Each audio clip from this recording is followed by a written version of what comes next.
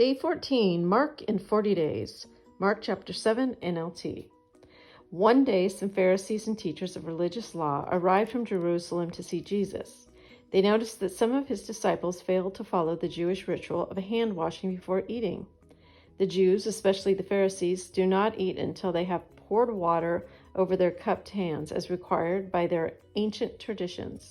Similarly, they don't eat anything from the market until they immerse their hands in water. This is but one of many traditions they have clung to, such as their ceremonial washing of cups, pitchers, and kettles.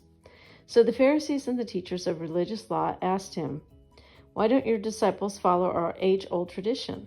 They eat without first performing the hand-washing ceremony." Jesus replied, "You hypocrites, Isaiah was right when he prophesied about you, for he wrote, 'These people honor me with their lips, but their hearts are far from me. Their worship is a farce, for they teach man-made ideas as commands from God. For you ignore God's law and substitute your own tradition.'" Then he said, "You skillfully sidestep God's law in order to hold on to your own tradition. For instance, Moses gave you this law from God: honor your father and mother, and anyone who speaks disrespectfully of father or mother must be put to death.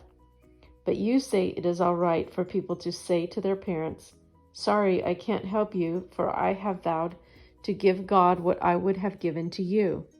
In this way, you let them disregard their needy parents, and so you cancel the word of God in order to hand down your own tradition. And this is only one example among many others." Then Jesus called to the crowd to come and hear. "All of you listen," he said, "and try to understand. It's not what goes into your body that defiles you. You are defiled by what comes from your heart." Then Jesus went into a house to get away from the crowd, and his disciples asked him what he meant by the parable he had just used. "Don't you understand?" he asked. "Can't you see that the food you put into your body cannot defile you? Food doesn't go into your heart, but only passes through your stomach and then goes into the sewer." By saying this, he declared that every kind of food is acceptable in God's eyes. And then he added, "It is what comes from inside that defiles you. For from within, out of a person's heart, come evil thoughts, sexual immorality, theft, murder, adultery, greed, wickedness, deceit, lustful desires, envy, slander, pride, and foolishness. All these vile things come from within.